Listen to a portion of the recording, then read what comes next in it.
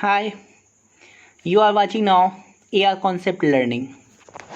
आज का जो हमारा टॉपिक है वो लेसन प्लानिंग है। जो भी टीचर बनना चाहते हैं, जिनकी इच्छा है एक अच्छा टीचर बनने के लिए, उनके लिए ये आज का जो लेसन प्लान टॉपिक है बहुत ही इम्पोर्टेंट है, क्योंकि आज इस टॉपिक में हम लेसन प्लान के पूरे कॉन्सेप्ट के बारे में चर्चा करेंगे। लेसन प्लान होता क्या है, इसके प्रिंसिपल क्या क्या है, क्यों ज़रूरत होती है टीचर को लेसन प्लान बनाने की, और इसके मेरिट्स क्या है, डीमेरिट्स क्या है, इसके अप्रोचेज क्या हैं। इसमें बहुत सारा जो फेमस अप्रोच है उसके बारे में हम डिटेल से चर्चा करेंगे, जिसमें हम बात करेंगे हर्बर्ट्स अप्रोच की। उसके अलावा ब्लूम्स एवेल्युएशन अप्रोच है, उसकी भी बात करेंगे। प्रोजेक्ट अप्रोच की बात करेंगे। RCEM अप्रोच है, regional college of education Mysore ने जो अप्रोच दिया है। NCERT national council of teacher education ने जो अप्रोच दिया है उसकी भी बात करेंगे। तो आइए हम शुरू करते हैं आज का जो टॉपिक है। बस आपको ये करना है कि हमारी वीडियो के साथ बने रहना है। आज हम पूरे लेसन प्लान की कॉन्सेप्ट को बहुत अच्छी तरह से समझेंगे। लेसन प्लान जो है teachers detail descriptions of course of instruction और learning trajectory for a lesson, यानी किसी लेसन को कैसे पढ़ाना है, उसका मतलब लर्निंग ट्रेजेक्ट्री, अधिगम का एक रास्ता प्रोवाइड करता है। पूरी तरह से डिटेल डिस्क्रिप्शन होता है किसी भी कोर्स ऑफ इंस्ट्रक्शन का। अगर हम बात करें तो इसमें ये होता है कि ये टीचर को गाइड करता है किसी पर्टिकुलर लेसन को कैसे पढ़ाना है। साथ ही साथ इंक्लूड करता है कि goal, what the student are suppose to learn. ये भी देखना होता है कि स्टूडेंट क्या सपोज कर रहा है कि उसे कैसे सीखना है। What the student are suppose to learn, वो किस तरह से सीखेगा, ये मान के चला जाता है। यानी कि बच्चों की साइकोलॉजी को भी मतलब ध्यान में रखना होता है, डिफरेंसेस को ध्यान में रखना होता है। उसके बीच जो मेंटल डिफरेंसेस हैं, इमोशनल डिफरेंसेस है, सबका ख्याल रखा जाता है। How the goal will reached, मतलब किस तरह से हम गोल तक पहुंच सकते हैं, कौन से मेथड और प्रोसीड्यूर्स का इस्तेमाल करने से हम गोल को आसानी से अचीव कर सकते हैं। और a way of measuring how will the goal was reached, और ये भी पता कर सकते हैं कि हम गोल तक कैसे पहुँचे हैं। टेस्ट लेंगे बच्चों का वर्कशीट्स के थ्रू या फिर होम असाइनमेंट एट्सेट्रा। ये सारी चीज़ों का इस्तेमाल करते हुए हम पता कर सकते हैं कि जो हमारी स्ट्रेटेजी थी टीचिंग की वो बढ़िया थी या नहीं थी। अगर बढ़िया नहीं होगी तो फिर उसमें हम अगली बार से चेंजेस कर सकते हैं। अब हम बात करते हैं डिफिनेशन की। तो सबसे पहले हम बात करें तो डिफिनेशन जो है डेविस का डिफिनेशन है। अकॉर्डिंग टू डेविस ने जो डिफिनेशन दिया उसमें lesson must be planned and prepared, यानी लेसन को प्लान किया जाना चाहिए और प्रिपेयर्ड किया जाना चाहिए, तैयार किया जाना चाहिए। For there is nothing so fatal to teacher के लिए ये बहुत मुश्किल नहीं है। प्रोग्रेस एज अनप्रिपेयर्डनेस, यानी कि प्रगति और तैयारी और प्रगति के लिए बहुत ही इम्पोर्टेंट होता है। जबकि अगर हम जोसेफ लंदन की बात करें तो जोसेफ लंदन ने जो डिफिनेशन दी है उसने कहा है कि lesson plan is a draft of a lesson. ये क्या है, किसी भी लेसन का ड्राफ्ट है। Put upon paper with all the important points whether of matter और मैथड क्लियरली मार्क, यानी पेपर पे हम सारी चीज़ें जो इंपॉर्टेंट पॉइंट होते हैं वो लिखते हैं, मैथड लिखते हैं, मैटर लिखते हैं, सारी चीज़ों को क्लियरली मार्क करके हम क्या करते हैं, लेसन प्लान तैयार करते हैं। अब हम बात करते हैं प्रिंसिपल ऑफ लेसन प्लान। तो प्रिंसिपल, दो तरह के प्रिंसिपल है लेसन प्लान के, एक जनरल प्रिंसिपल है, दूसरा प्रैक्टिकल प्रिंसिपल है। तो एक एक करके हम दोनों के बारे में जानने की कोशिश करेंगे कि जनरल प्रिंसिपल क्या है और प्रैक्टिकल प्रिंसिपल क्या है। तो हम जनरल प्रिंसिपल की बात करें तो इसमें पहला पॉइंट आता है नॉलेज, यानी कि जब हम लेसन प्लान तैयार कर रहे होते हैं तो टीचर के को होना चाहिए क्लियर और comprehensive knowledge of the syllabus. जिस सिलेबस को उसको पढ़ाना है उसका पूरा साफ, क्लियर और कम्प्रिहेंसिव, यानी व्यापक ज्ञान होना चाहिए कि सिलेबस क्या है, कैसा है, और ये भी ज्ञान होना चाहिए उसको कि किसको हमें पढ़ाना है और कैसे पढ़ाना है। तो ये सारी चीज़ें उनको ध्यान होनी चाहिए, यानी इस सब का उनको ज्ञान होना चाहिए। अगर हम हार्मर की बात करें तो हार्मर ने कहा a teacher should have a clear picture of the students, यानी स्टूडेंट की पिक्चर क्लियर होनी चाहिए कि कैसा स्टूडेंट है। उसके अलावा syllabus, activities, language skill, language type, subject and content, institution and it's restriction, ये सारी चीज़ों की पिक्चर जो है उनके सामने बिल्कुल क्लियर होनी चाहिए कि सिलेबस क्या है, किस तरह के लैंग्वेज का यूज़ करना है, स्किल्स का उसे नॉलेज होना चाहिए। तो फर्स्ट जो पॉइंट है कि नॉलेज होना चाहिए उसे, किसका, सिलेबस का भी, बच्चों का भी और मेथड का भी। अब हम बात करते हैं वैरायटी। सेकंड जो प्रिंसिपल, जनरल प्रिंसिपल का सेकंड पॉइंट है कि वैरायटी, यानी कि सिलेबस और कंटेंट जो पढ़ाना है should be presented in a variety of वे, यानी एक ही तरीके से नहीं पढ़ाना है।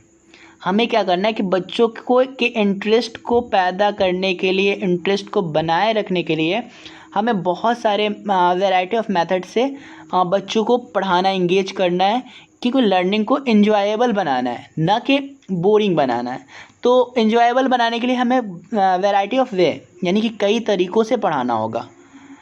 इसमें जैसे variety of way include presentation manner, यानी कि प्रेजेंट किस तरह से हम कर रहे हैं, हमारा जो व्यवहार है, बिहेवियर कैसा है, हमारी पर्सनैलिटी क्या है, रिफ्लेक्शन क्या है, हम किस तरह से बच्चों पर अपनी छाप छोड़ सकते हैं, और क्लासरूम एक्टिविटीज़, जो लर्निंग एड्स है और उसका यूजेस कैसे करते हैं, टेक्निक्स, अप्रोचेज, स्ट्रेटेजीज़, ये सारी चीज़ों में हमें वैरायटी होनी चाहिए।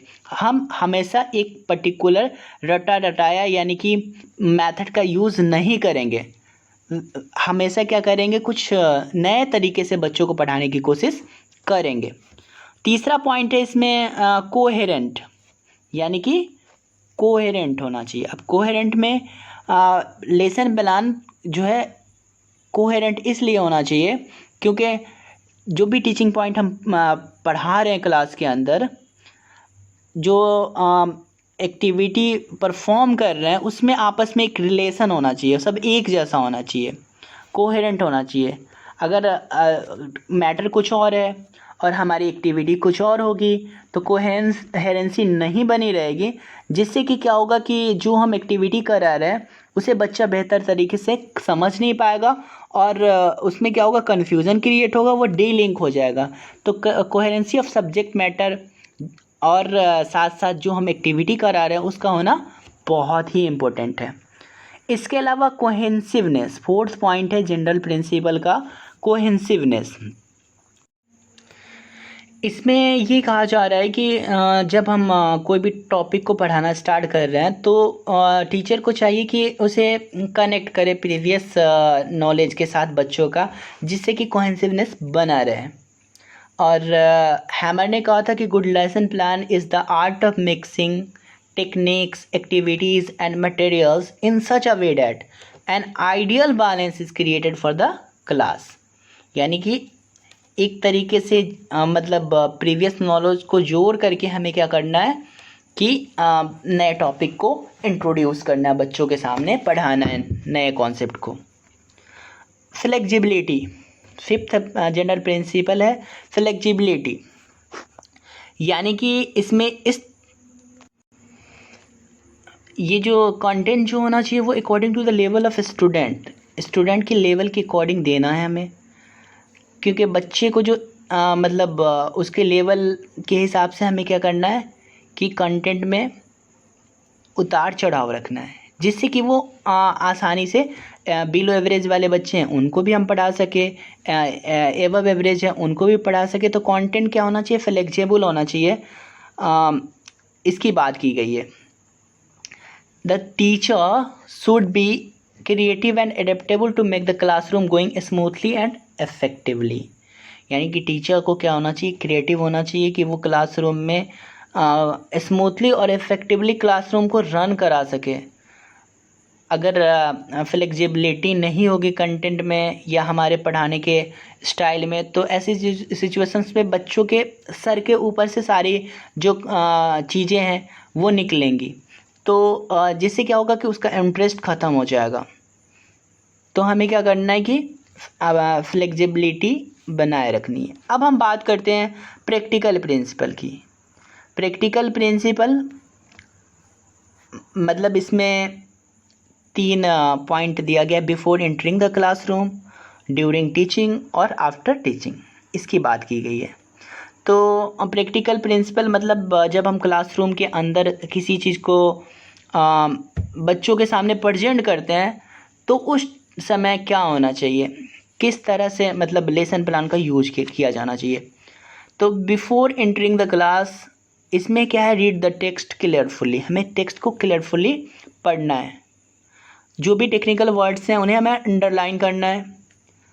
एक्सरसाइज या वर्कशीट को प्लान करना है। सप्लीमेंट्री मटेरियल, जो हमें सूटेबल मटेरियल वहाँ पे हमें एज ए टीचिंग एड इस्तेमाल करना है, उसका क्या करना है, उसको सेलेक्ट करना है क्लासरूम में एंटर करने से पहले। इसके अलावा how you will proceed with lesson during teaching, ये भी ध्यान में रखना है कि हमें टीचिंग के दौरान किस तरह से लेसन को आगे बढ़ाना है। एक्टिविटी को प्लान करना है, साथ साथ जो भी टीचिंग एड्स है उसको हैंड में ले लेना है, और साथ साथ मेंटली प्रिपेयर्ड हो जाना है कि हमें ये सारे टॉपिक को बहुत बढ़िया से पढ़ा के आना है क्लासरूम के अंदर। तो ये सारी चीज़ें बिफोर एंटरिंग द क्लासरूम करना है। अब हम बात करते हैं ड्यूरिंग एंड टीचिंग, टीचिंग के दौरान क्या क्या करना है। तो जब भी बच्चों के सामने अपियर होना है पढ़ाने के लिए ड्यूरिंग टीचिंग, तो वहाँ पे कॉन्फिडेंटली प्रिपेयर्ड होके क्या करना है, तैयार होके वहाँ पे जाना है। बच्चों को ऑब्जेक्टिव्स बताना है कि आज के लेसन को पढ़ने के बाद, आज के यूनिट्स को पढ़ने के बाद उनको क्या फ़ायदा होगा, बेनिफिट होगा। Proceed according to the lesson plan, lesson plan के हिसाब से आगे बढ़ना है। इंस्ट्रक्शन, एक्सप्लेनेशन, ये सारी चीज़ें स्टूडेंट को क्लियर कर देनी है, मस्ट बी क्लियर। ये नहीं है कि हम इस तरह से एक्सप्लेन कर रहे हैं कि हम खुद भी नहीं समझ रहे हैं और बच्चा भी नहीं समझ रहा है। तो एक्सप्लेनेशन बहुत ही क्लियर होना चाहिए स्टूडेंट के सामने। Do not stick to the lesson plan as if it is being recalled after memorisation. मतलब क्या है कि अगर बच्चों को समझ में आ जाए तो हमें लेसन प्लान को प्रोसीड करना है, एक ही जगह पे स्टिक होके रुक नहीं जाना है। हमेशा क्या होना है कि खुश मिजाज रहना, चेयरफुल होना है और इंटरेक्टिव होना है, बच्चों के साथ तालमेल बना के रखना है। और ये भी अवसर देना है कि बच्चा क्रॉस क्वेश्चनिंग कर सके एंड उसका आंसर राइट एटीट्यूड के साथ हमें देना है, उसे अवॉइड नहीं करना है। Recapitulation and evaluation should be done but is in positive and motivative manner, यानी कि हमें जो रिकैप्चुलेशन करना है या एवेल्यूशन करना है वो एक पॉजिटिव और मोटिवेटिव मैनर में होना चाहिए। The class should be connected on a positive note so that student will be wait for your next class. तो ये भी बहुत इंपॉर्टेंट पॉइंट है कि क्लास को जब हम कंक्लूड कर रहे हैं तो एक पॉजिटिव नोट के साथ ख़त्म करें, क्योंकि बच्चा अगली क्लास में बेसब्री से आपकी ही क्लास का इंतज़ार करे। तो ये भी एक बहुत अच्छे लेसन प्लान का गुण है। ड्यूरिंग प्रैक्टिकल आप जो है इस तरह की चीज़ें के साथ पॉजिटिव नोट के साथ अपने पर्टिकुलर क्लास को ख़त्म करें, क्योंकि अगली बार जब वो बच्चा आपकी क्लास का वेट कर रहे, इस तरह से आपको ख़त्म करना है। अब हम बात करते हैं after teaching. What has been done in the classroom during teaching must be reflected upon. Teaching के बाद हमें ये ध्यान रखना है कि ड्यूरिंग क्लासरूम के बाद क्या रिफ्लेक्ट हुआ है, उसको देखना है कि हमने जो सिखाया वो बच्चों ने सीखा या नहीं सीखा। राइट रिव्यूज़ और रिमार्क ऑन योर एक्सपीरियंस, अपने एक्सपीरियंस के अकॉर्डिंग रिव्यू करना है, बच्चों को रिमार्क्स देना है। सारी जो भी प्रॉब्लम ड्यूरिंग क्लासरूम हमने फेस की है पढ़ाने के दौरान, उसको लिस्ट करना है, उसे सॉल्व करने की कोशिश करना है, चेक करना है और एवेलुएट करना है स्टूडेंट की नोटबुक्स को। आफ्टर टीचिंग की बात कर रहे हैं। Share your experience with other teachers, यानी कि अपने जो साथी टीचर्स हैं उसके साथ क्लासरूम के एक्सपीरियंस को शेयर करें। Decide and plan for next teaching session, अगले टीचिंग सेशन के लिए को डिसाइड करें और साथ साथ उसके प्लान भी करें। International dictionary of education states lesson plan is the outline of the important point of a lesson arrange in order in which they are to be presented to the student by the teacher. तो lesson plan क्या है? एक तरीके से lesson का क्या है, outline है, जो इम्पोर्टेंट पॉइंट को हम अरेंज करते हैं, मतलब कि ऑर्डरली प्रेजेंट करने के लिए स्टूडेंट के सामने टीचर के द्वारा किया जाता है। अब हम बात करते हैं characteristic of good lesson plan. तो ये ऑब्जेक्टिव होना चाहिए, जिसमें 2 तरह के जनरल ऑब्जेक्टिव और स्पेसिफिक ऑब्जेक्टिव शामिल होने चाहिए। प्रीवियस नॉलेज के साथ लिंक होना चाहिए, हम ये पढ़ चुके हैं। Include appropriate and suitable supporting aids का इस्तेमाल करना है, उसका अप्रोप्रिएट सुटेबल एड होना चाहिए। लैंग्वेज और एक्सप्लेनेशन जो बहुत ही सिंपल लैंग्वेज में होनी चाहिए, जो बच्चा आसानी से समझ पाए, जो मातृभाषा है, मदर टंग है, उसमें बच्चों को समझाना है। Technical word must be highlighted and explain. Technical word को क्या करना है? हाईलाइट करना है। इस तरह से हाईलाइट कर सकते हैं आप, और उसको एक्सप्लेन करना है। Activities which can be performed easily in the classroom should be include in the lesson plan. वो सारी एक्टिविटी जो आसानी से आप क्लासरूम में परफॉर्म कर सकते हैं, उसको ज़रूर अपने लेसन प्लान में शामिल करें। The lesson plan should be developed keeping in mind the psychology Maxim's of teaching and principle of teaching, यानी कि साइकोलॉजी और टीचिंग प्रिंसिपल, जो इन सब को ध्यान में रखना है। स्ट्रेटेजी, अप्रोच, मेथडोलॉजी, टेक्निक्स, इस सब का इस्तेमाल क्लियरली करना है। टीचिंग पॉइंट को जो अरेंज करना है, इस तरह से अरेंज करना है कि उसको बच्चा आसानी से समझ जाए। Content to be written on board must short and concise, एकदम कम से कम चीज़ों को बोर्ड पे लिखनी है, और इम्पोर्टेंट चीज़ों को मतलब ब्लैक बोर्ड पे लिखना है। हमेशा सिंपल टू कॉम्प्लेक्स जाना है, मेमोरी से रिफ्लेक्टिव लेवल की तरफ जाना है। रिकैप्चुलेशन और इवेल्युएटरी क्वेश्चन जो है वो ज़रूर होना चाहिए, एसेस करने के लिए, अंडरस्टैंड करने के लिए बच्चों ने पढ़ाए गए टॉपिक को समझा या नहीं समझा। और होम असाइनमेंट होना चाहिए which can be easily done by the student should be given, यानी कि जिसको वो आसानी से कर ले, इतना ज़्यादा होमवर्क नहीं हो कि बच्चा करके ही न ला पाए। तो नॉट टू मच होमवर्क होना चाहिए। At last, reference of book from which lesson plan was made should be mention. और आपको ये भी लेसन प्लान में मेंशन करना है कि आपने जो लेसन प्लान बनाया है वो कौन से बुक से सपोर्ट लिया है, तो उसका रेफरेंस भी लिखना है। अब हम बात करते हैं need of lesson plan. Lesson plan की ज़रूरत क्यों पड़ी? Need of lesson plan. तो नीड की हम बात करें तो it is needed to provide suitable guidance to teacher to proceed with teaching process properly. आगे बढ़ाने के लिए टीचिंग प्रोसेस को प्रॉपरली टीचर को गाइड करता है। Content can be logically arrange, इससे क्या होता है कि कंटेंट को वो टीचर लॉजिकली अरेंज कर लेता है। ये फॉर्मल और स्ट्रक्चर ऑफ द कंटेंट, ये कंटेंट का फॉर्मल और स्ट्रक्चर देता है कि वो आसानी उसको फॉर्मल तरीके से एक स्ट्रक्चर के तौर पे कंटेंट को सजा पाए। It gives direction for classroom teaching, organise activities using aid ETC, मतलब क्लासरूम टीचिंग के लिए, ऑर्गेनाइज एक्टिविटी के लिए, टीचिंग एड के लिए एक डायरेक्शन देता है। इसके अलावा content matter to be disseminated is specified. There is sequential arrangement of component of subject matter development according to reflective level. Method, technique and strategy can be predetermined. It help to attain objective determined. Objective को पाने में मदद करता है। It help to coordinate and control the class, manage करने में class को। It is required to decide assessment procedure, यानी कि असेसमेंट प्रोसीड्यूर को समझने में के लिए भी ये डिसाइड करने के लिए भी ये ज़रूरी होता है, नीड होती है इसकी।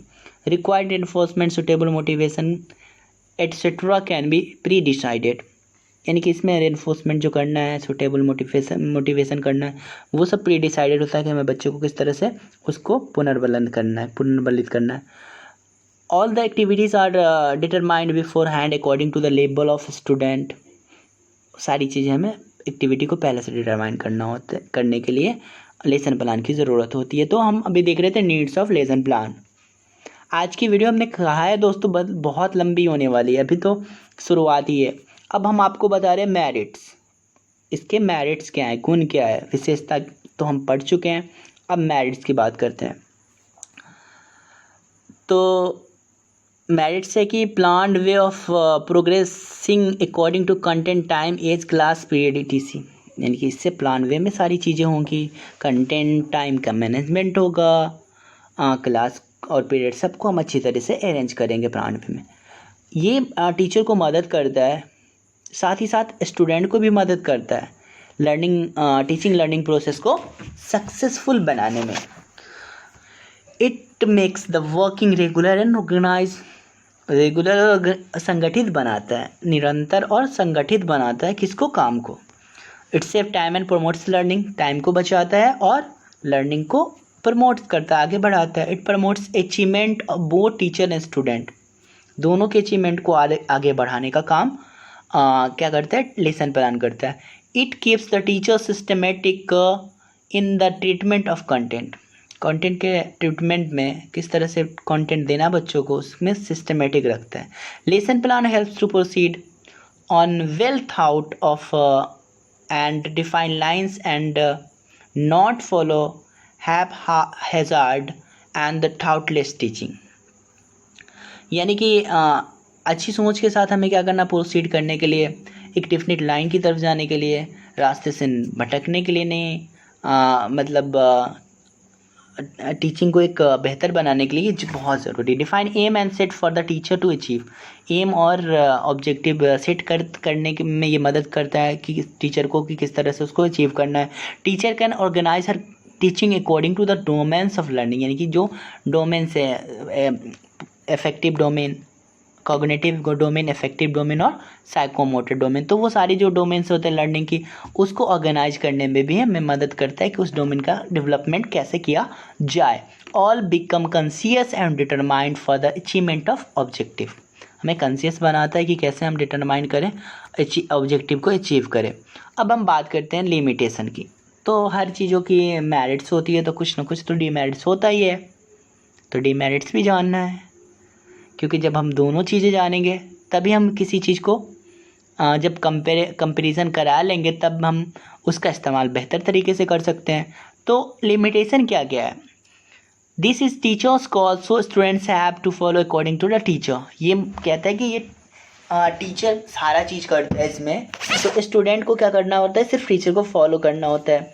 तो student as a passive teacher के साथ जुड़े हुए होते हैं। Sometimes teaching does not proceed according to the lesson plan and modification are required, यानी कि कभी कभी लेसन प्लान के अकॉर्डिंग टीचिंग नहीं होता है तो मॉडिफिकेशन की ज़रूरत होती है, ये भी लिमिटेशन है।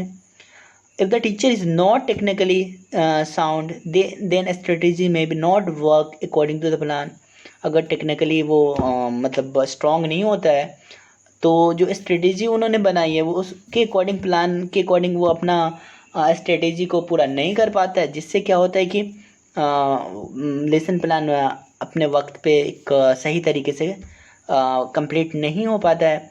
समटाइम्स एक्टिविटीज़ में not catch the student attention, then it will be waste of time. कभी कभी स्टूडेंट का अटेंशन बिल्कुल एक्टिविटीज़ की तरफ नहीं होता है और इससे ये होता है कि उसका टाइम वेस्ट हो जाता है बच्चों का और टीचर का भी।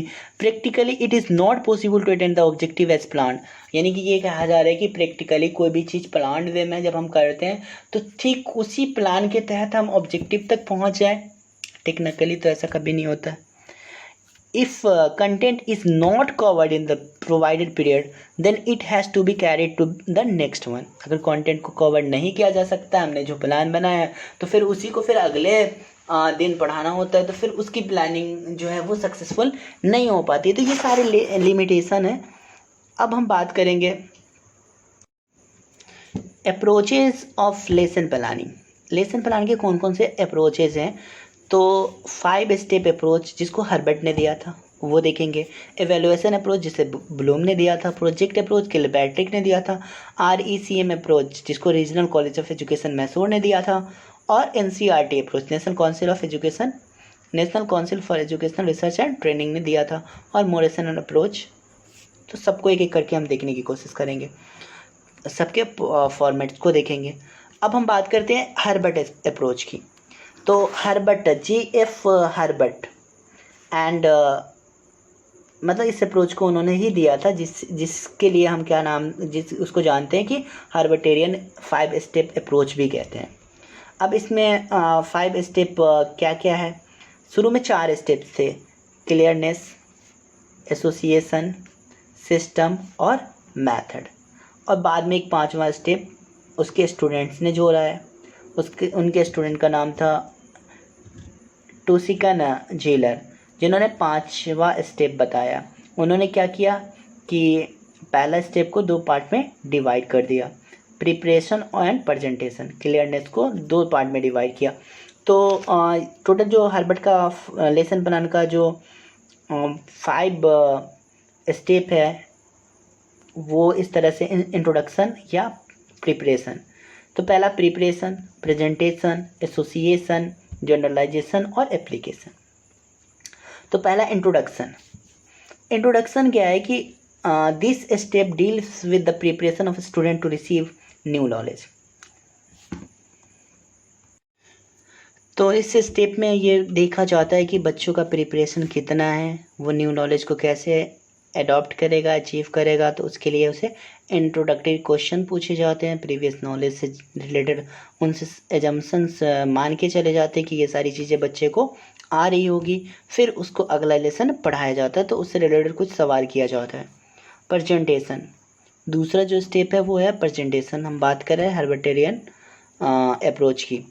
तो प्रेजेंटेशन जो है, this is actually teaching steps where the aim are made clear first. यहाँ पे एम को पहले क्लियर किया जाता है। वो teacher and student should be active participant in the process. Presentation के टाइम दोनों एक्टिव पार्टिसिपेंट होते हैं। For this the content must be present in simple language with suitable techniques, activities etc। जो भी चीज़ें हमने तैयार करी है उन सबको प्रेजेंट करने का वक्त आ गया है। तो interest and curiosity of the student should be mention through out. पूरे में हमें मेंशन रखना है, इसकी कोशिश करनी है। प्रेजेंटेशन स्किल में एक्सप्लेनेशन बढ़िया होना चाहिए। जो भी चीज़ें हम बच्चों को देना चाह रहे हैं वो सारी चीज़ें दे करके ही जाएं। प्रेजेंटेशन में ही प्रॉपर यूज़ ऑफ क्वेश्चनिंग, कैसे क्वेश्चंस करने हैं बच्चों को, चार्ट ग्राफ जो भी हमने बनाया उसे प्रॉपर यूज़ कैसे करना है, उसको किस तरह से अच्छी तरीके से पढ़ाना है, पिक्चर्स दिखानी है, मॉडल्स का यूज़ करना है। और जो भी अदर इलस्ट्रेशंस प्रेजेंटेशन के लिए हमने कंटेंट को प्रेजेंट करने के लिए बनाया, उन्हें अच्छी तरह से यूज करना है, जिससे कि बच्चों को बेहतर तरीके से वो सारे कंटेंट और कॉन्सेप्ट समझ में आ जाए। तीसरा पॉइंट एसोसिएशन या कंपैरिजन की है। इसमें है कि in this step the already known concept of fact should be associated with new concepts with the help of example. यहाँ पे एग्जाम्पल्स दे करके नए कॉन्सेप्ट को पुराने कॉन्सेप्ट के साथ एसोसिएट करने की कोशिश टीचर करता है। जितने अच्छे तरीके से वो आस पड़ोस के जो नियर बाय उनके सोसाइटी से रिलेटेड बच्चों के जो भी एग्जाम्पल होंगे उसके थ्रू बच्चों को समझाने की कोशिश करेंगे, तो वो आसानी से उस पर्टिकुलर जो कंटेंट है, जो टॉपिक है, उसे वो समझ सकते हैं। तो जो पहले से ऑलरेडी प्रिंसिपल या थ्योरीज ऑलरेडी नोन है, उसके थ्रू बच्चों को नई थ्योरी को पढ़ाना है, फैमिलराइज करनी है। The student are motivated to come up with their own sets of example. वो खुद के सेट्स ऑफ एग्जाम्पल के थ्रू भी उसको मोटिवेट कर सकते हैं। अब हम बात कर रहे हैं यहाँ पे चौथा स्टेज की, जनरलाइजेशन। जब हम कंपेयरिंग कर लेंगे ओल्ड नॉलेज को न्यू नॉलेज के साथ, तब हम कंक्लूज़न की तरफ बढ़ेंगे। और जब कंक्लूज़न होगा तो फिर कंक्लूज़न ठीक ठाक रहा तो हम उसे अदर सिचुएशंस में भी यूज कर सकते हैं। तो फैक्ट्स या प्रिंसिपल वो उसे जनरलाइज करके उसे फैक्ट्स या प्रिंसिपल का नाम दे सकते हैं। At this step it should be more student centred and teacher centric. इस स्टेप पे जनरलाइजेशन में मोर स्टूडेंट सेंटर्ड हो जाता है टीचिंग, और लेस जो होता है वो टीचर सेंट्रिक होता है। टीचर यहाँ पे गाइड की तरह एक्ट करता है और बच्चा क्या करता है, उसी जनरलाइजेशन जो टीचर्स ने थ्योरी या एग्जाम्पल प्रिंसिपल बनाया है उसका यूज करके वो एज ए प्रैक्टिकली वर्क करना शुरू कर देता है और स्टूडेंट खुद जनरलाइजेशन की तरफ बढ़ता है।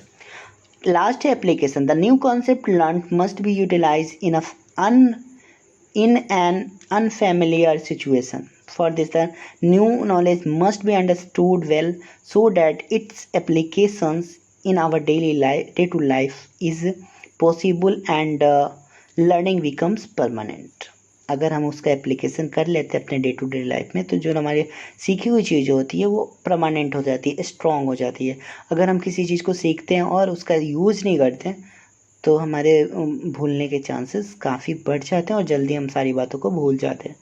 तो जो भी चीज़ें हमारे मतलब यूसेज में होती है उसे हम हमेशा याद रखते हैं, जो अनयूज होती है उसे हम भूल जाते हैं। ये नेचर ऑफ ह्यूमन माइंड है। अब हम बात करते हैं मैरिज की। ये जो हेर्बेटेरियन 5 अप्रोच मेथड है, 5 स्टेप अप्रोच, उसके क्या क्या मेरिट्स हैं। तो it is a psychological method because it introduce new concept bye associating it with the previous learned concept. यानी कि एसोसिएशन करना होता है इसमें प्रीवियसली लर्नड जो सीखा गया कॉन्सेप्ट है उसके साथ। Known concept is unconscious mind. इसमें क्या होता है कि नोन कॉन्सेप्ट जो बच्चा जो चीज़ें सारी चीज़ें जानता है पहले, वो अनकॉन्शियस माइंड में होता है। उसको फिर वो क्या करता है, अननोन न्यू कॉन्सेप्ट के साथ एसोसिएट करता है। फिर associations comes into conscious mind. फिर जब वो एसोसिएशन करता है तो वो कॉन्शियस माइंड में चला आता है एंड फिर लास्ट में वो अनकॉन्शियस माइंड में चला जाता है। Unconscious mind as known concept. Known concept जो होता है नया सीखा गया कॉन्सेप्ट, वो फिर अनकॉन्शियस माइंड में जाता है। It is critically and logically sequenced. यानी कि ये जो हेर्बेटेरियन 5 स्टेप मेथड है उसे अप्रोच है, उसमें क्या होता है कि क्रिटिकली और लॉजिकली सीक्वेंस्ड होता है, जिसमें हम नोन से अननोन की तरफ हमेशा जाते हैं, सिंपल टू कॉम्प्लेक्स जाते हैं। एसोसिएशन एंड कंपैरिजन जो है ways help to understand better. इससे हम किसी चीज़ को आसानी से अंडरस्टैंड कर सकते हैं कंपैरिजन के थ्रू और एसोसिएशन के through. All the steps are easily applied in classroom teaching. इसके जो सारे स्टेप्स हैं इसे आसानी से अप्लाई कर सकते हैं। Evaluation helps assess students and it becomes easy for teachers to teach next concept। तो ये सारी चीज़ें। अब हम डीमेरिट्स की बात कर लें। जो हेर्बेटेरियन अप्रोच है उसमें only focus on building up of cognitive faculty. Cognitive faculty को ही सिर्फ बढ़ाने की बात करता है। नॉट ऑल सब्जेक्ट जैसे हिस्ट्री, ज्योग्राफी, बाकी चीज़ों में हम इस जनरलाइजेशन स्टेप्स को फॉलो कर सकते हैं। तो ये भी लिमिटेशन है, इसका डीमेरिट्स है इसकी। थाउट दो इट इज़ लॉजिकली सीक्वेंस। ये लॉजिकली सीक्वेंस होता है। सो ये एक तरीके से मैकेनिकल फील देता है किसी कंटेंट को आगे बढ़ाने का। तो मैकेनिकली हमें नहीं करना है, एक मशीन नहीं बनना है। हमें एक as a student, as a इंसान क्या करना है, बच्चों को सारे कॉन्सेप्ट मतलब इंटरेस्ट के साथ क्यूरोसिटी को हमें क्या करना, फुलफिल करना है। There is a less scope of making teaching learning process interesting as it's follow mechanical step। अगर मैकेनिकल स्टेप फॉलो करेंगे तो टीचिंग लर्निंग प्रोसेस को इंटरेस्टिंग हम नहीं रख सकते। Teacher centric process where students are not active. इसमें active नहीं होता है student. Lack of cohesiveness can be seen. यहाँ पे जो कोहेसिवनेस होता है वो बहुत कम दिखाई देता है। मतलब प्रीवियस चैप्टर के साथ जो हम इसे लर्न करते हैं, सीखते हैं, वो लिंकिंग बहुत कम दिखाई देती है। फॉर्मेट इस तरह का दिया गया है। इसमें ऊपर में जनरल इन्फॉर्मेशन है जिसमें date, class, section, subject, period, topic और ड्यूरेशन दिया हुआ है। उसके बाद जनरल ऑब्जेक्टिव है, specific objective, teaching aids, previous knowledge, introduction, statement of the aim. यानी कि जो हम एम, आज हम क्या पढ़ाने जा रहे हैं, क्या सिखाने जा रहे हैं, उसका स्टेट ऐलान कर देना है। Presentation, comprehensive questions, black board summary, recapsulation और लास्ट में हम होमवर्क और साथ साथ रेफरेंसेस भी लिखते हैं। तो ये फॉर्मेट है किसका, हर्बर्ट का फॉर्मेट इस तरह से है। ये सारी चीज़ें आती हैं हर्बर्ट अप्रोच में। अब हम अगला बात करेंगे ब्लूम्स एवेल्युएशन अप्रोच की। तो ब्लूम टेक्सोनॉमी जो है हमने पढ़ा है कि जिसमें कॉग्निटिव डोमेन, अफेक्टिव डोमेन और साइकोमोटर डोमेन होते हैं। तो ब्लूम एवेल्युएशन अप्रोच जो है, इन्होंने कहा था कि evaluation is a continuous process. एक कंटिन्यूअस प्रोसेस होना चाहिए एवेल्युएशन। इसमें 3 कॉन्सेप्ट की बात की उन्होंने, behavioural changes, learning experience and teaching objectives की बात की है एवेलुएशन में, कि हमें क्या देखना है कि बिहेवियरल चेंज किस तरह से होता है, लर्निंग एक्सपीरियंसेस का इस्तेमाल किस तरह से होता है, और टीचिंग जो ऑब्जेक्टिव है उसे फुलफिल किया जा रहा है या नहीं किया जा रहा है। तो इसमें जो स्टेप्स हैं ब्लूम्स एवेल्यूएशन अप्रोच में वो इस तरह से हैं, aim of and specifications, aims and specification, second one is teachers activity and third one is pupils activity, fourth one content and teaching and the last one is evaluation. तो ये 5 step है, aims and specifications, teachers activities, peoples activities, content and teaching aids और evaluation. अब हम एक एक करके जो 3 उन्होंने कंपोनेंट बताया उसके बारे में बात करते हैं। पहला कंपोनेंट है बिहेवियरल चेंज। तो बिहेवियरल चेंज जो है पढ़ाने के बाद बच्चों में आफ्टर लर्निंग क्या क्या बदलाव आए हैं उससे देखना है। बिहेवियरल चेंज में 3 डोमेन है, कॉग्निटिव, अफेक्टिव और साइकोमेटर। तो इसको पता करने के लिए कॉग्निटिव डोमेन में क्या बदलाव आए हैं हम ओरल या रिटन टेस्ट ले सकते हैं या फिर ऑब्जर्वेशन कर सकते हैं, उसके थ्रू भी हम कॉग्निटिव चेंजेस को देख सकते हैं। अफेक्टिव डोमेन में को हम ऑब्जर्वेशन के थ्रू बहुत अच्छे से देख सकते हैं।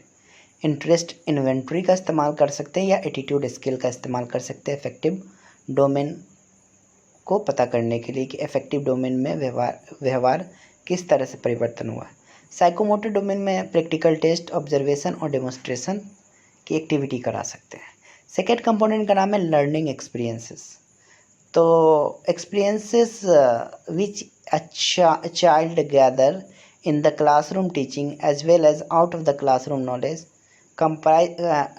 कंपेयर करते हैं हम कि उन्होंने आउटसाइड क्या सीखा, ड्यूरिंग क्लासरूम उन्होंने क्या सीखा, उस दोनों में कंपेयर करते हैं। In the classroom itself teachers can impart valuable learning experience in order to achieve the objectives. तो यहाँ पे वैल्यूएबल लर्निंग एक्सपीरियंस जो टीचर ही इम्पार्ट करता है ऑब्जेक्टिव्स को हासिल करने के लिए। Audio visual aids like books, charts, lecture program, instructions etc, यानी कि for this teachers use various audio visual aids, method, techniques, इस सब का इस्तेमाल करता है। अब हम बात करते हैं तीसरा कंपोनेंट है टीचिंग ऑब्जेक्टिव्स। तो बिफोर जो टीचिंग होती है, इंस्ट्रक्शन होता है, उससे पहले हम एक कॉग्निटिव, अफेक्टिव, साइकोमोटर डोमेन के डेवलपमेंट के लिए एक ऑब्जेक्टिव स्टूडेंट के में किस तरह का हम चेंजेस देखना चाहते हैं उसके लिए सेट करते हैं। तो जो भी बिहेवियरल चेंज होता है स्टूडेंट में, उसके थ्रू हम ये पता करते हैं कि हमारे जो ऑब्जेक्टिव्स हैं वो फुलफिल हुए हैं कि नहीं हुए हैं। Lesson plan should be draft according to the steps Bloom has suggested. उन्होंने जो सजेस्ट किया, knowledge, understanding, application, analysis, synthesis and evolution, इन सब का क्या होना चाहिए, मतलब डेवलपमेंट होना चाहिए। अब हम बात करते हैं मेरिट्स की। तो मेरिट्स में teaching objectives are achieved by organising the teaching activities. इसको टीचिंग एक्टिविटीज़ को ऑर्गेनाइज करके हम क्या कर सकते हैं कि टीचिंग ऑब्जेक्टिव को अचीव कर सकते हैं, या टीचिंग एक्टिविटी को ऑर्गेनाइज करके। मेरिट्स की बात कर रहे हैं ब्लूम्स एवेल्यूएशन अप्रोच की। तो method of preparing lesson plan where teaching become purposeful and objective oriented. तो ये बेनिफिट इसका है। Teaching activity are related to providing learning experience, ये भी बेनिफिट है। All the 3 component are inter related and interdependent, ये भी मेरिट्स है इसकी। This method is based on psychological and scientific principle. तो ये बहुत बड़ी बात है। किस पे बेस्ड है ये? मनोवैज्ञानिक और साइंटिफिक प्रिंसिपल पे, सिद्धांत पे। Objectives are formulated in the form of expected behavioural changes. जो भी ऑब्जेक्टिव फॉर्मुलेट किया जाता है वो एक्सपेक्टेड बिहेवियरल चेंज किस तरह से हो सकता है बच्चों का, उसके अकॉर्डिंग बनाया जाता है tentative objective. It has scope of flexibility and modification in the activity to be perform to attend objective. तो इसमें एक स्कोप होता है फ्लेक्सिबिलिटी या मॉडिफिकेशन करने का कि एक्टिविटी को हम किस तरह से हासिल कर सकते हैं। तो उसको हासिल करने के लिए यदि हमारे लेसन प्लान में या हमारे एवेल्यूएशन टेक्निक में कोई बदलाव करना हो तो हम कर सकते हैं। In this approach both teaching efficiency as well as evaluation can be done simultaneously। एक ही बार में टीचिंग एफिशिएंसी और साथ ही साथ एवेल्यूएशन को भी मतलब पता किया जा सकता है। इसके अलावा content analysis done appropriately, not only teaching but learning achievement can be evaluate. तो ये सारे क्या हैं, इनके मेरिट्स हैं। अब हम डी मेरिट्स की बात करें तो the expected behavioural outcome may not B attend. जो भी हम उम्मीद करते हैं एक्सपेक्टेड बिहेवियरल आउटकम, वो जरूरी नहीं है कि अटेंड हो जाए, नहीं भी हो सकता है। Teacher may not be able to plan and organise the teaching activity. हो सकता है कि टीचर उस तरह से एबल ना हो प्लान करने के या ऑर्गेनाइज करने के लिए टीचर एक्टिविटी को। It is not possible to arrange all the steps of approaches in one period. यानी कि सारे पीरियड में सारे अप्रोचेज को एक साथ अरेंज करना पॉसिबल नहीं होता। It is a mechanical approaches as teacher proceed according to the set pattern. पहले से जो सेट पैटर्न होता है उसके अकॉर्डिंग बच्चों को, टीचर को आगे बढ़ना होता है, तो ये एक मैकेनिकल अप्रोच है। तो ये भी डीमेरिट्स इसकी। Behavioural objectives are framed by the teacher irrespective of students capabilities being kept in mind. मतलब बिहेवियरल ऑब्जेक्टिव जो हम फ्रेम करते हैं तो एक स्टूडेंट की कैपेबिलिटी को माइंड में रखते हुए करना होता है। It is a time taking and exhaustive approach, यानी कि थका देने वाला अप्रोच है, बहुत ज़्यादा टाइम लेता है ये। फॉर्मेट इसका इस तरह से है। फिर जनरल इंस्ट्रक्शन, यानी कि अपने बारे में देना है, मतलब जनरल इन्फॉर्मेशन है सबसे पहले, जिसमें सब्जेक्ट, डेट, टॉपिक, सब topic, class, section, period, time duration, ये सारी चीज़ें आती है। जनरल इंस्ट्रक्शनल ऑब्जेक्टिव में है the pupil acquire knowledge about, understands, apply the knowledge of, acquire the skill of drawing, develops interest in। Specific instruction objective के अंदर आता है the people defines, explains, differentiates, compares, uses, draw, collect, ये सारी चीज़ें बच्चा कर सकता है स्पेसिफिक इंस्ट्रक्शन ऑब्जेक्टिव में। जबकि जनरल इंस्ट्रक्शनल ऑब्जेक्टिव में बच्चा क्या कर सकता है, नॉलेज को एक्वायर कर सकता है, समझ सकता है, अप्लाई कर सकता है, स्किल को ड्रॉ कर सकता है, तो ये चीज़ें कर सकता है। सपोर्टिंग एड्स दिया गया है और बताना है कि कौन कौन से लेके जाने। Previous knowledge by introductive question के साथ शुरू करना है। स्टेटमेंट ऑफ द एम होना चाहिए। It can be represented in chart form, chart form में एम को स्टेटमेंट करना है। प्रेजेंटेशन होना चाहिए बाय डेवलपमेंट्री क्वेश्चंस। रिकैप्चुलेशन लास्ट में होना चाहिए फॉर एवेल्यूएशन, एवेल्यूएशन के लिए रिकैप्चुलेशन होना चाहिए।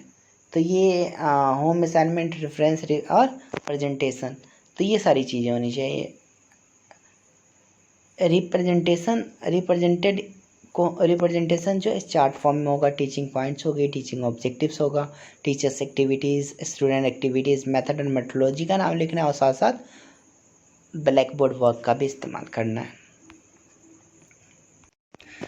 तो हम देख चुके हैं, दो अप्रोच देख चुके हैं, हर्बेटेरियन अप्रोच और ब्लूम्स एवेल्यूएशन अप्रोच। अब हम बात करते हैं प्रोजेक्ट अप्रोच की, जिसको जॉन डेबी ने बहुत ज़्यादा मतलब इस पे काम किया था। बाद में उसके स्टूडेंट्स किलपैट्रिक ने भी इस पे वर्क किया। On the basis of his proponents the project method, this method was introduced in 18th century into the school of architecture and engineering in Europe में इंट्रोड्यूस किया गया था। आर्किटेक्चर एंड इंजीनियरिंग स्कूल में इसको project जो method है, इसे approach को इंट्रोड्यूस किया गया था। ये ट्रेडिशनल एजुकेशन के मुकाबले proponents of the project method attempt to allow the student to solve the problems with teachers giving direction। यानी कि टीचर जो डायरेक्शन देता है उसके अकॉर्डिंग क्या करता है, बच्चा सॉल्व करता है प्रॉब्लम्स को। तो ये स्टूडेंट सेंटर्ड अप्रोच है। The teacher is seen more as a facilitator. यहाँ पे सिर्फ टीचर फैसिलिटेटर के तौर पे मतलब बच्चों को सिर्फ नॉलेज को डिलीवर करता है, बाकी सारे काम बच्चे खुद से करते हैं। Students explore and experience through their sense, अपने सेंस के थ्रू। किलपैट्रिक ने 4 क्लासेस ऑफ प्रोजेक्ट की बात की है, जिसमें प्रोजेक्ट ऑन कंस्ट्रक्शन, जिसमें क्रिएटिव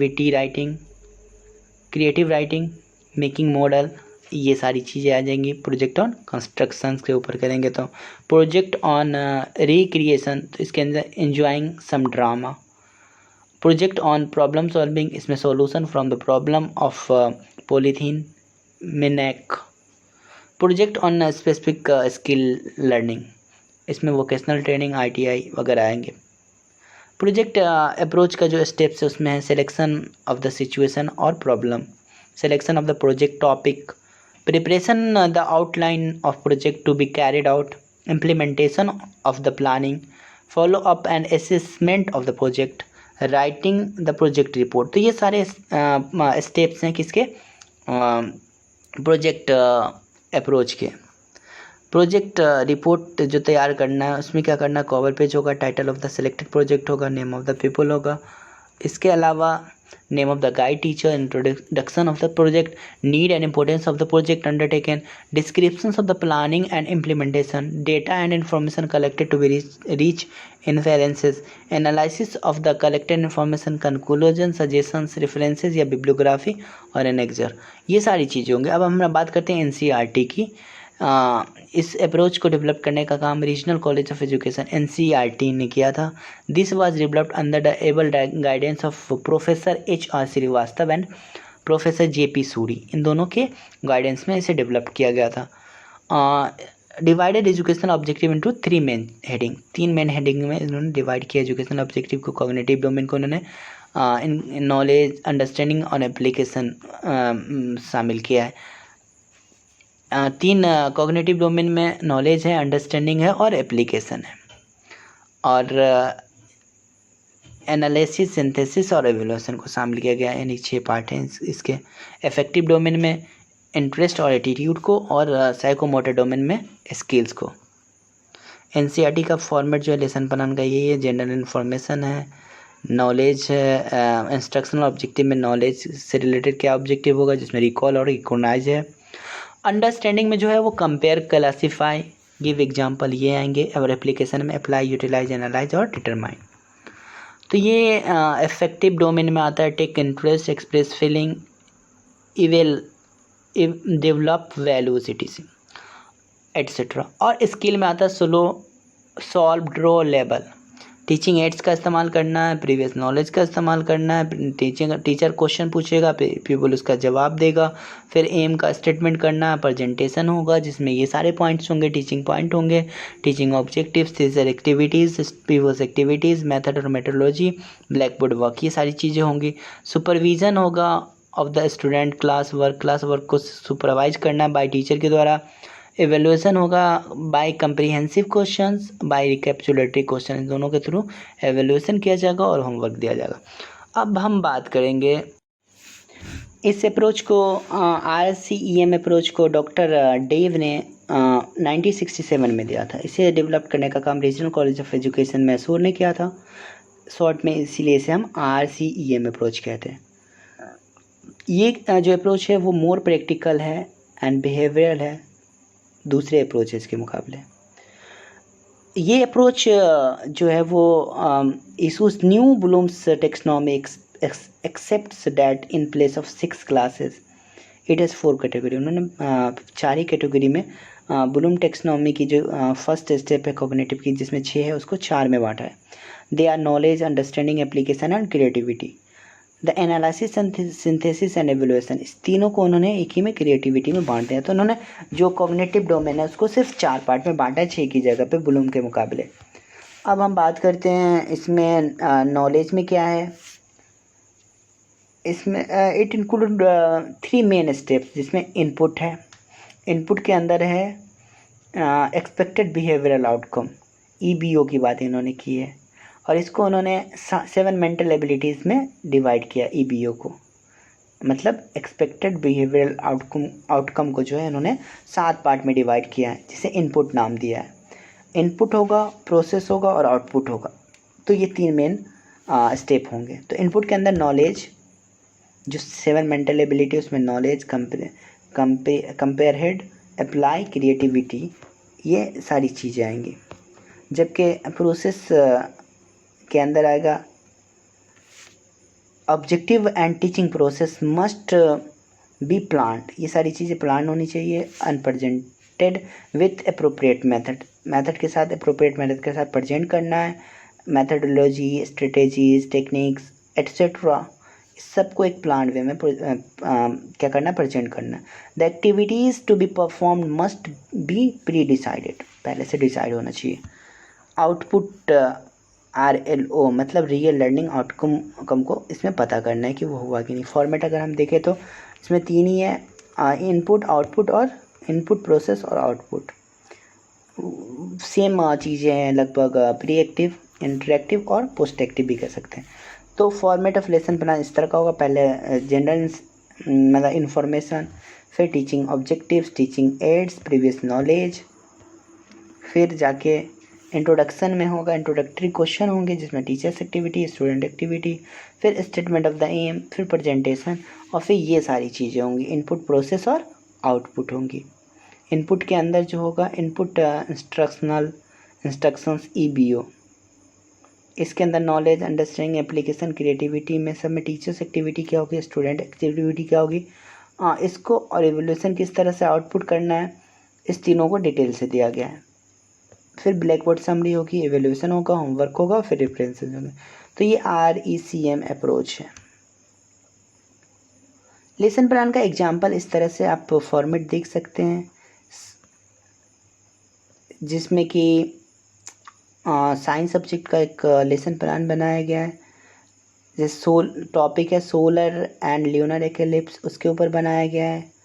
35 मिनट्स की टाइम पीरियड की क्लास है, तीसरी पीरियड चल रही है, क्लास 7th का ये लेसन प्लान है, जिसमें जनरल ऑब्जेक्टिव दिया गया है, फिर स्पेसिफिक ऑब्जेक्टिव है, टीचिंग एड्स का यूज करना है, कौन कौन सा उसका नाम लिखना है, प्रीवियस नॉलेज से रिलेटेड बच्चों से ये उम्मीद करना है कि वो अर्थ, मून, इस सन, इस सब से तो इंटरेक्ट होते रहते हैं, तो उसके बारे में वो कुछ नॉलेज रखते हैं, तो उससे रिलेटेड उसको क्वेश्चन आस्क करते हुए आगे बढ़ना है। फिर स्टेटमेंट ऑफ द एम करना है। उसके बाद ये सारी एक्टिविटी होगी टीचिंग पॉइंट, जैसे एक्लिप्स के बारे में पढ़ाना है, टीचर्स एक्टिविटी, बच्चों से पूछेंगे एक्लिप्स क्या होता है, क्या जानते हो आप, मून और सन जो हाइड हो जाता है, बच्चे जवाब देंगे, तो फिर उसको एक्सप्लेन भी करना है, तो कुछ सवाल करने हैं, फिर उसका एक्सप्लेनेशन करना है।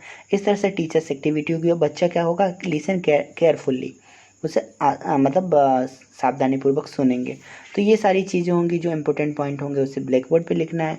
मेथड एंड मेथडोलॉजी को बता देना है, जैसे डेमोस्ट्रेशन मेथड, कोई चीज़ को दिखा रहे हैं तो वहाँ पे डेमोस्ट्रेशन मेथड देख देंगे, एक्सप्लेन कर रहे हैं तो उसके सामने लेक्चर मेथड लिखेंगे।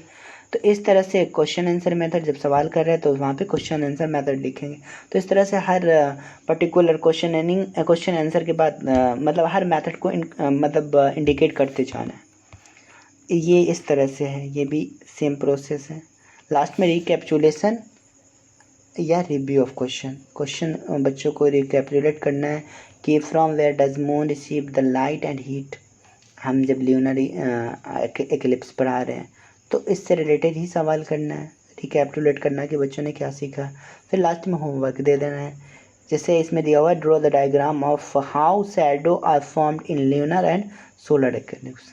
तो शैडो क्यों बनता है मून और सन पे, तो इसकी एक डायग्राम बना के लानी है, शैडो कैसे बनता है। तो ये सारी चीज़ें क्या है लेसन प्लान में दी गई है। तो आज के लिए बस इतना ही दोस्तों। अगर आपको हमारी ये वीडियो अच्छी लगती है तो हमारे इस वीडियो को लाइक करें, साथ ही हमारे चैनल को सब्सक्राइब भी करें। धन्यवाद।